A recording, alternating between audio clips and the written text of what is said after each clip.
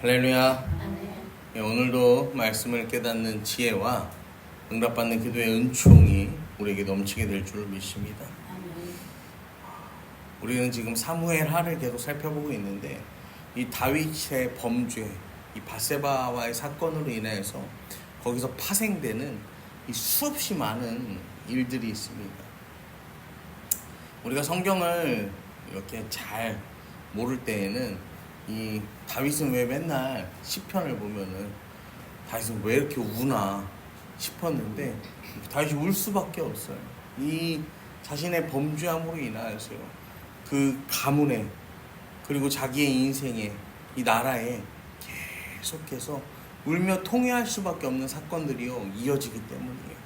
오늘 본문도 이렇게 시작해요. 마침 거기에 불량배 하나가 있으니. 여러분 인간적인 눈으로 보면요. 마침 다윗이 지나가는 길에 불량배 하나가 거기 있었다라고 보일 수 있어요. 여러분 그런데 이건 마침 거기가 아니에요. 하나님의 시간표에는 우연이라는 게 없습니다. 불량배가 거기에 있을 수밖에 없도록 하나님이 뭐 하신 거예요? 인도하신 사건이다 라는 거죠. 자, 하나님이 그곳에 마침 거기에 불량배 하나를 두십니다. 그 불량배가 누르면 누구냐면 세바인데 이 사람이 베냐민 사람 비그리의 아들이었다. 혈통이 어디예요? 베냐민 지파예요. 이스라엘에서 베냐민 지파는 누구의 혈통이에요? 사울의 혈통이에요. 사울의 혈통. 그러니까 지금 이 사울의 혈통에서 나온 불량배 하나 여기까지만 들어도 이 얘기는 뭐겠어요? 이 다윗의 왕권에 대한 어떤 도전과 그 다음에 비난 이제 이런 것들이 펼쳐지겠다 우리가 생각을 할 수가 있죠. 이 전 내용을 보면은 19장 전 내용을 보면은 이제 왕이 요단 동편으로 도망했다가 돌아오는 거야. 요단 동편으로 도망했다가 돌아오는데 왕이 길갈로 건너오고 이 바르실레의 그 종인 김함도 함께 데려옵니다. 그러면서요 성경을 보면요 온 유다 백성과 이스라엘 백성의 절반이 왕과 함께 건넜다라고 해요. 여러분 유다는 전부 다윗과 함께 있었는데 이스라엘은 절반만 다윗과 함께 있었다라는 거죠.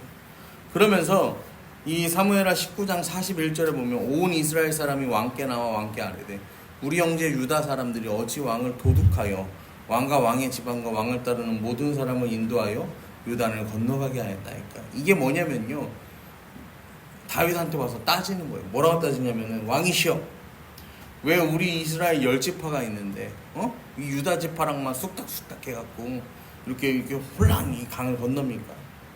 유다 지파가 독단적으로 일을 처리하는데 왜 왕이 그걸 제지해주지 않습니까? 그래서 이 유다 지파와 10지파 사이에 뭐가 생기냐면 분란이 생기는 거예요. 그런데 이제 제가 우리 옛날 어성경 할 때도 말씀드렸는데 이 구약 일도학교 할 때도 말씀드렸는데 뭐예요? 이스라엘은 원래부터 뭐였어요? 두덩이였다라고 말씀드렸어요. 그럼 나중에 솔로몬 시대에 솔로몬 이후에 그 르호보암과 여로보암으로 나라가 반으로 짜게지는 게 그냥 쪼개지는 게 아니에요. 원래부터 이 다윗을 따르는 유다가 있었고 사울을 따르는 이스라엘 나머지 10지파가 있었어요. 그리고 다윗이 그들을 다 통합해서 품은 것 같지만 계속해서 그 안에서는 뭐예요? 크고 작은 이런 알력 다툼들이 계속해서 일어났단 말이에요. 자, 그래서 여기 보시면은 이제 분란이 생기는 거야. 왜 이제 왕이 복귀하는데 유다 지파가 독단적으로 일을 처리하니까 이스라엘 이 지파의 입장에서는 무슨 생각이 드는 거야? 유다 저놈들이 우리보다 앞서 나가려고 저러는 거야. 그런데 유다가 그러니까 42절에 뭐라고 합니까? 모든 유다 사람이 이스라엘 사람에 대답하되 왕은 우리의 종친인 까닭이야. 야 우리가 다 친척이니까 그냥 그렇게 했다. 그리고 너희가 어찌 이 일에 대해 분을 내냐? 화를 왜 화내냐? 우리가 왕의 것을 조금이라도 얻어먹었느냐? 야 우리한테 떨어진 거 하나도 없다는 거야. 왕께서 우리한테 선물로 주신 것이 있냐? 그러면 니네 왜 이렇게 심각하게 반응하냐? 막 그러는 거죠. 서로 말싸움을 하는 거예요. 이게 왜 말싸움 하냐면요 사울왕 때는 누가 다 해먹었어요? 베냐민 지파가 해먹었어. 우리가 성경을 보면 아시는데 이 사울왕 때는 이 사울이 자기 주변에 누구 만났냐면요 베냐민 지파만 막 갖다가 다 세워놨어요. 유능한 사람들은 다 배제한 채. 그러니까 43절에 이스라엘 사람이 유다 사람에게 이렇게 말합니다. 우리는 왕에 대한 열목을 가졌다. 야 우리가 사람이 더 많아. 우리가 몫이 더 커. 그러면서 막 서로 감정 싸움을 하는 거야. 그러다 이 감정 싸움이 어떻게 하냐면 유다 사람의 말이 이스라엘 사람의 말보다 더 강경하였다. 그러니까 막 이게 인원은 병력은 적어도 뭐 하는 거야? 막 드세게 막 항의를 하는 거죠, 유다에서는. 지금 이 상황이 뭐냐면요, 여러분, 다윗이 이제 왕권에 다시 복귀했잖아. 왕위에 다시 복귀했잖아. 그런데 다윗이 지금 정치적으로 얼마나 힘이 없냐면 다윗을 앞에 놓고 뭐 하는 거예요? 유다와 그 이스라엘 열지파가 서로 막 세력 싸움을 할 정도로. 이 다윗이 얼마나 강성했으면은 이 다윗이 나라가 정복 전쟁을 하는데 다윗이 거기 안 나가도 돼. 다윗이 거기 안 나가도 될 정도로 나라가 부강했단 말이에요. 자, 그렇게 부강했던 나라가 이제는 어떻게 된 거예요? 다윗을 눈앞에 두고서도 지들끼리 서로 아전투구를 할 정도로 다윗의 왕권이 약해진 상황이었다라는 거예요. 왜 다윗의 왕권이 약해졌습니까? 이 왕권은요, 사람에게서 나오는 게 아니었기 때문에 그런 거죠. 이스라엘 왕권은 사람에게서 나오는 게 아니에요. 다윗에게 모든 죄악이 쌓여서 다윗이 힘을 잃은 거야. 다윗의 죄 때문에, 인격적인 추락 때문이 아니라 하나님 앞에서 완전히 자복하고 통회하고 회개해야 힘을 얻는데 그러지 못한 다윗의 상황, 그 가운데에서 세바라는 이 불량배가 등장하는 거예요. 이 세바가요, 베냐민 지파는 유다 지파와 더 이상 한 배를 탈 수 없다, 이런 표현을 해요. 1절에 보면은 우리가 다윗과 나눌 분깃이 없고 이새의 아들에게서 받을 유산이 우리에게 없다.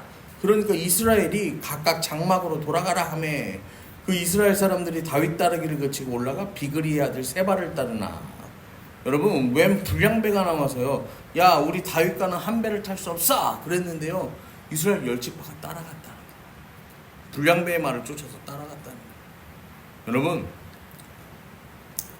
다윗이 하나님 앞에 바로 서지 못하니까, 자기 죄를 회복하지 못하니까 하나님 세운 나라가요 분리되는 거예요.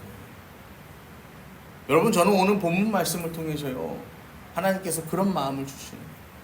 하나님 앞에 우리가 정말로 바로 서야 되는 거예요. 여기에 타협하고 저기에 타협하고 이렇게 술에 술 탄 듯 물에 술 탄 듯 끌려가잖아요.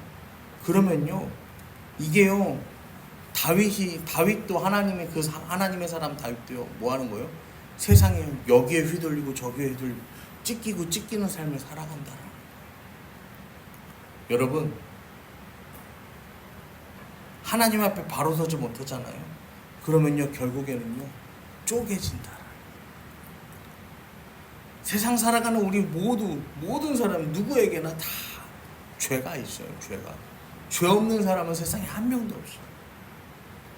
모든 사람은 다 죄인이에요. 그런데 어떤 사람들은 보면요, 안 믿는 사람 기준이 아니요, 우리 믿는 사람들 기준에서 모두가 죄인인데 그 죄 안에서도요, 자유하게 사는 사람들이 있고 이 죄의 굴레에 사로잡혀서요, 어쩌지 못하는 인생들이 있어요. 여러분, 이게 뭐냐면요, 죄를 이겨내냐 아니면 죄에 잡아먹혔냐, 그 문제거든요. 죄를 이겨내는 게 어떻게 죄를 이겨내냐면요, 우리 연약함을 먼저 하나님 앞에 고백하는 거예요. 그리고 하나님과 내 관계를 뭐 해야 되는 거예요? 회복해야 되는 거예요. 여러분, 이 진짜 무더운 여름에 우리가 이 시원한 에어컨 밑에 없으면은 할 수 있는 일이 없어. 저희도 낮에는 이렇게 이제 좀 그 도서관에 가서, 저는 낮에는 도서관에 가서 좀 시원하게 있다가 애들이 이제 집에 올 무렵에 이제 돌아옵니다. 그러면은 애들이 오면 그때부터 에어컨 트는 거야. 근데 애들이 자러 들어가면은 거실에 에어컨 꺼요. 그래서 거실 에어컨 끄고 그러고 저녁에 이제 애들이 한 9시에 자러 들어가서 9시 이제 또 말씀을 좀 선포해야겠다. 그러면서 말씀 선포를 탁 이제 책을 펴고 이제 말씀 선포를 하는데 3개밖에 못했어. 그러니까 15분밖에 못했어. 너무 더워가지고 하면서 고민되는 거야. 에어컨을 내가 지금 있는 방에도 에어컨을 킬까 말까 막 고민을 막 하는데 뭘 키냐, 그냥 해보자 했는데 안 돼. 너무 더우니까 안 되는 거야. 그래갖고 그냥 3개밖에 못하고 그냥 들어가서 자야겠다 하고서 이제 여기 들어가서 잤는데, 여러분, 사람이요 얼마나 약하냐면요, 더위 앞에도 무너지는 게 사람. 더위 앞에도 무너지는 거예요. 그런데 더위는 춥잖아. 그럼 우리가 어떻게든 피할 방법이 있잖아. 근데 죄는요, 여러분, 이 더위랑은 비교도 할 수 없어요. 더위가 우리의 막 이 전신을 무기력하게 만들고 막 심습하는 것 같지만, 이 죄는요, 우리를요 더 올가매고 더 넘어지게 만들고 우리가 아무것도 할 수 없게 만드는 게 죄예요. 여러분, 이 하나님과의 관계가 회복되지 않으면 회복하지 않으면요, 이 문제가요 계속되는 거야. 그래서 이 하나의 산이라는 문제를 만났는데 산 넘어 산의 인생이 반복되는 거예요.